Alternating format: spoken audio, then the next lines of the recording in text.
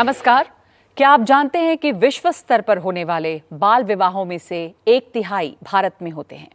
UNICEF की एक report में कहा गया है कि हर साल 15 लाख लड़कियों की शादी 18 साल की होने से पहले ही कर दी जाती है और अगर पिछले 10 वर्षों की प्रोग्रेस दोगुनी हो जाए तो साल 2050 तक भारत में बाल विवाह को 1% तक कम किया जा सकता है।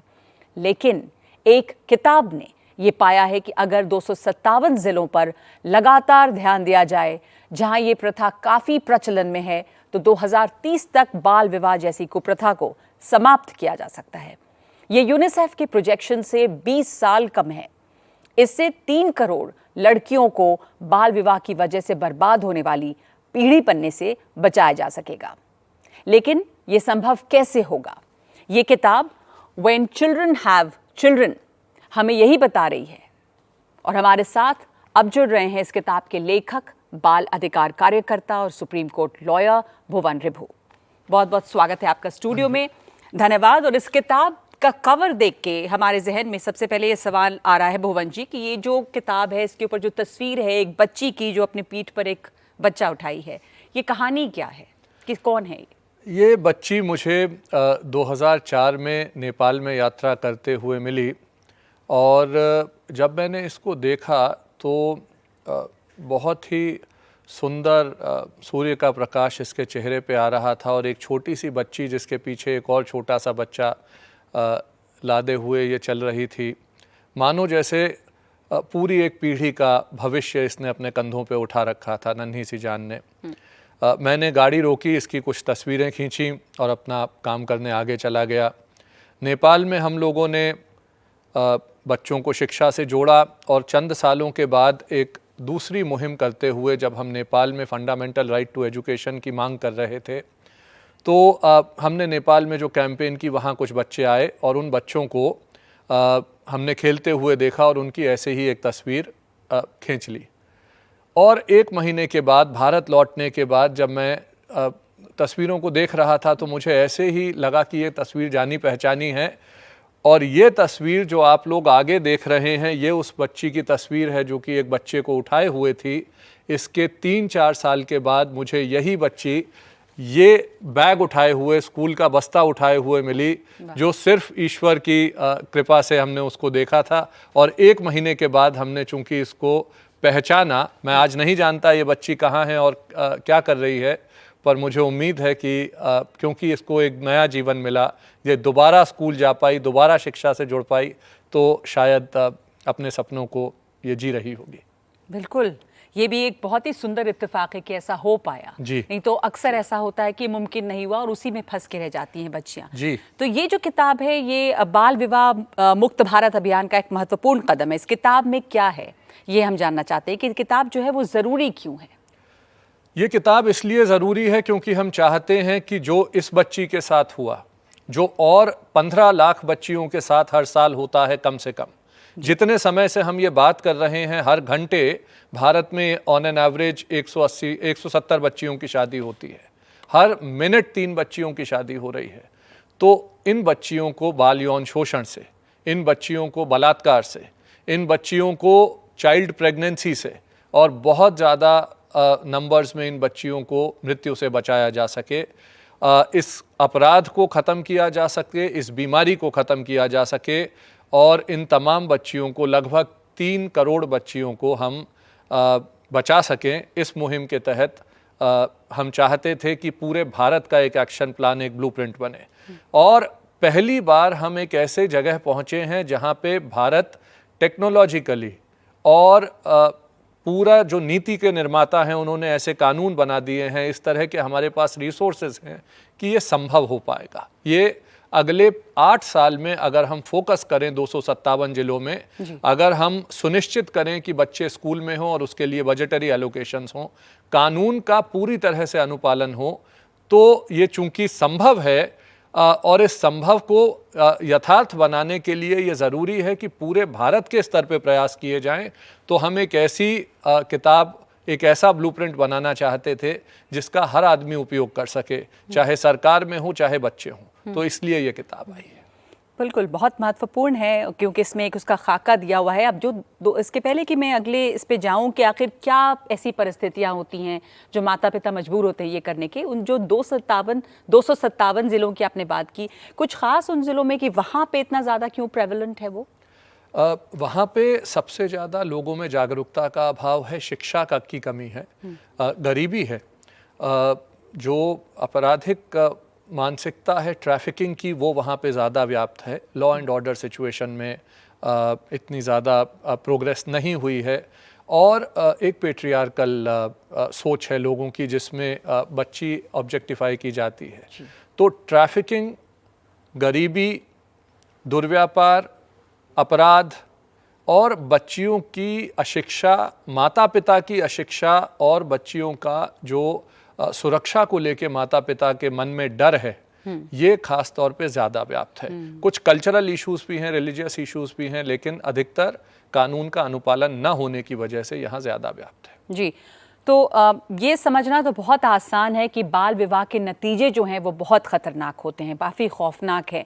माता पिता इस बात को अच्छी तरह से समझते भी हैं, लेकिन फिर ये सवाल उठता है कि वो कौन सी परिस्थितियां हैं या वो कौन सी सोच है जो आज भी माता पिता को मजबूर करती है कि वो अपनी बच्चियों की शादी कर दें इतनी कम उम्र में। सबसे बड़ी सोच तो ये है कि अशिक्षा जो कि पहले बच्चियों की है, माता पिता की भी है, ये एक विशेष सर्कल की तरह है। जी, 14 साल तक भारत में मुफ्त और अनिवार्य शिक्षा देने का प्रावधान है जो फंडामेंटल राइट टू एजुकेशन में है। 14 साल के बाद बच्ची क्या करे? अगर माता पिता गरीब हैं और उसको शिक्षा से जोड़े नहीं रख सकते तो कुछ समय के पश्चात उनको वो बच्ची अपने ऊपर बोझ लगने लगती है। दूसरा, 15, 16, 17 साल की बच्चियों की सुरक्षा भारत में हर माता पिता का एक बहुत गहरी चिंता का विषय है।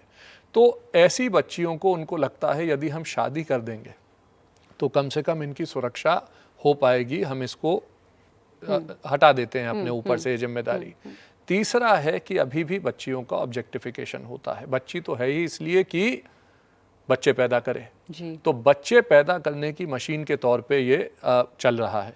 चौथा है ट्रैफिकिंग। भारत में लिंग अनुपात कई जगहों पे बहुत ख़राब है, तो कई जगह ये जो डिस्पैरिटी है जिसमें महिलाएं कम हैं, बच्चियां कम हैं, शादी के लिए नहीं हैं बच्चियां, तो बच्ची दूसरी जगहों से लड़कियों को ट्रैफिक करके बेचा जा रहा है। तो ये लॉ इन्फोर्समेंट की भी कमी है। अब बाल विवाह के भारत में 1000 मुकदमे दर्ज हुए 2021 में, ट्रैफिकिंग के 1200 मुकदमे दर्ज हुए 2021 में। 15 लाख बच्चियों की शादी हो रही है और इतना कम लॉ इन्फोर्समेंट हो रहा है, तो फिर जाहिर सी बात है कि लोगों को कानून का, व्यवस्था का डर नहीं है, जिसका ये बहुत बड़ा कारण। तो ये जो किताब है व्हेन चिल्ड्रन हैव चिल्ड्रन, ये किताब बाल विवाह जैसी कुप्रथा की गति में जिस तेजी से जो उसका दर है उसमें कमी लाने के लिए क्या प्रस्ताव देती है? ये पिकेट स्ट्रैटेजी यानी जो धरना रणनीति है वो क्या है, ये समझना चाहती हूँ आपसे। ये किताब है when children have children, the tipping point two and child marriage. तो पूरा इसका जो सोच है वो ये है कि वो कौन सी जगह है जहाँ पे जाके समाज चाइल्ड मैरिज के खात्मे पे अपने आप काम करने लगे। और पिकेट स्ट्रैटेजी जो हमने प्रस्तावित की है, हालांकि उसका एक अनुवाद धरना होता है, लेकिन उसका एक दूसरा अनुवाद ये भी होता है कि ये एक दीवार है, ये एक बाउंड्री है। तो ये वो बाउंड्री है जहाँ पे हम चाहते हैं कि ये ख़त्म हो जाए और इसके आगे बाल विवाह अपने आप ना हो रहा हो। तो पहली हमने इसमें प्रस्तावना की है कि नीति बराबर हो, कानूनों का जो अनुपालन है वो किसी भी समाज, धर्म या किसी भी कल्चरल एस्पेक्ट से अलग अलग ना हो। चाइल्ड मैरिज एक्ट को समान दृष्टिकोण से देखते हुए लागू कराया जाए। तो चाइल्ड मैरिज एक्ट कहता है 18 साल से नीचे बच्ची की शादी नहीं होगी, लेकिन कई हाई कोर्टों ने कई अलग अलग जगह पे ये कहा है कि अगर बच्ची की शादी हो गई है कुछ विशेष वर्ग में, तो जो रिलीजियस एस्पेक्ट है, जो कल्चरल नॉर्म्स हैं, वो उसको सुपरसीड करेंगे। ऐसा कानूनी रूप से सही नहीं है। और यहाँ तक कि अगर किसी भी तरह का यौन आचरण होता है शादी में भी, तो सुप्रीम कोर्ट ने तो कहा है कि इसको रेप की श्रेणी में, बलात्कार की तरह देखा जाए। तो ये एक ऐसी चीज़ है जो हम चाहते हैं कि समान दृष्टिकोण से पूरे देश में लागू हो। दूसरा है इन्वेस्टमेंट यानी यदि अगर हम 0.4% बजट का भारत में बढ़ा दें तो हम 18 वर्ष तक हर बच्ची को शिक्षा से जोड़ के रख सकते हैं। जो अभी 14 साल तक का हमारा कानून है, इसे 18 तक लेके जाया जा सकता है। यदि हम 18 तक बच्चियों को शिक्षा से जोड़ के रख सकते हैं तो वो कल को काम कर सकती हैं, वो स्किल्ड वर्कफोर्स बन सकती हैं, वो देश के इकोनॉमी में बराबरी की हिस्सेदारी से कंट्रीब्यूट कर सकती हैं। और कम से कम 15 लाख बच्चियों की तो अपन बात ही कर रहे हैं। तीसरी है कन्वर्जेंस। बाल विवाह को जो लोग हेल्थ के दृष्टिकोण से देखते हैं वो इसको स्वास्थ्य और बीमारी, प्रेगनेंसी को डिले करने के दृष्टिकोण से देखते हैं। जो लोग आपराधिक दृष्टिकोण से देखते हैं वो कहते हैं ये अपराध है, बच्चियों की सुरक्षा होनी चाहिए। जो एजुकेशन के दृष्टिकोण से देखते हैं वो वहीं से देखते हैं एक ही बच्ची कई स्कीमों की का लाभ उसे मिलता है, कई सरकारी डिपार्टमेंट्स का लाभ मिलता है, और जब वो बच्ची 11 या 12 सरकार की एजेंसीज की बच्ची होती है तो वो किसी की जिम्मेदारी नहीं होती। तो हम चाहते हैं ये कन्वर्जेंस हो, और ये कन्वर्जेंस किस तरह से हो, तो सबसे पहले माता पिता, सबसे पहले लड़कियां और सबसे पहले लड़के इसमें बराबर के भागीदार हों, उनकी नॉलेज बढ़े और कम्युनिटी का पार्टिसिपेशन हो डिसीजन मेकिंग में, एजेंसी हो जिसकी आपने अभी थोड़ी देर पहले बात की। तो लड़के जब ये कहेंगे, यंग लड़के 22, 23, 24 साल के नौजवान, कि हम छोटी बच्ची से शादी नहीं करेंगे, जब एक 17, 18 साल का बच्चा जो खुद भी चाइल्ड मैरिज का शिकार हो रहा है कहेगा मुझे अभी शादी नहीं करनी, तभी समाज में ये बदलाव आएगा।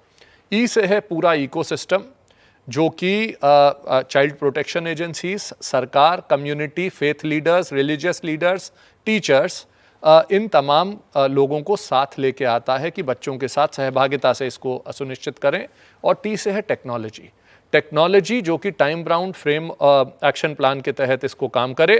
टेक्नोलॉजी जो कि भारत में अब हम चांद पे पहुंच गए हैं, कोई कारण नहीं है कि हम हर बच्चे की अटेंडेंस को मॉनिटर नहीं कर सकते। तो एक नेशनल अटेंडेंस मॉनिटरिंग ग्रिड हो, इससे बच्चियों की ट्रैफिकिंग बचेगी, चाइल्ड लेबर बचेगा। इससे कल को एक SOS बटन दिया जा सकता है कि किसी का यौन शोषण हो तो वो मदद के लिए उस बटन को दबा सकती है। और इसमें बच्चियों की अटेंडेंस मॉनिटरिंग होगी तो हम ड्रॉप आउट रोक पाएंगे। बाल विवाह तो रुकेगा ही, लेकिन और 10 तरह की बीमारियां, 10 तरह की सामाजिक कुरीतियां इससे खत्म होंगी। तो ये पिकेट स्ट्रैटेजी का बेसिक स्वरूप है। और हम चाहते हैं ये पूरे देश में एक साथ लागू हो, लेकिन फोकस के साथ हो। तो 257 जिलों का फोकस भारत में 23% की जो दर है चाइल्ड मैरिज की, उसको 13% पे 5 साल के भीतर ला सकता है। अगर इन 257 जिलों में फोकस अगर इन 257 जिलों में अपन 60% चाइल्ड मैरिज को कम कर पाए तो हम भारत की चाइल्ड मैरिज 23 से 13% कर देंगे। बहुत बड़ा अचीवमेंट है। और अगर हम उस 5 साल को अगले 3 साल और समान दृष्टिकोण से पूरे देश में लागू कर पाए तो हम इसको 5% तक ले आएंगे। तो जो चीज 2050 में हमें नजर आ रही है वो हम 2030 में कर देंगे, जिससे अगर 4 साल बच्चियों की एक पीढ़ी को हम मान लें कि 9वीं, 10वीं, 11वीं, 12वीं एक पीढ़ी है बच्चियों की, तो हम कम से कम 20 साल में 5 पीढ़ियां बच्चियों की बचा पाएंगे, 3 करोड़ बच्चियों को बचा पाएंगे। तो ये बहुत अच्छी रणनीति है, इसके ऊपर इसका इम्प्लीमेंटेशन हो जाए, ये एक बड़ी बात है कि इसको किया जाए। यही प्रस्तावना इस किताब में मैं चाहता हूं कि ये पूरा समाज इसको इस किताब के माध्यम से जाने और इसको लागू करे। तो बाल विवाह पर ये बहुत जरूरी चर्चा हम जारी रखेंगे इस ब्रेक के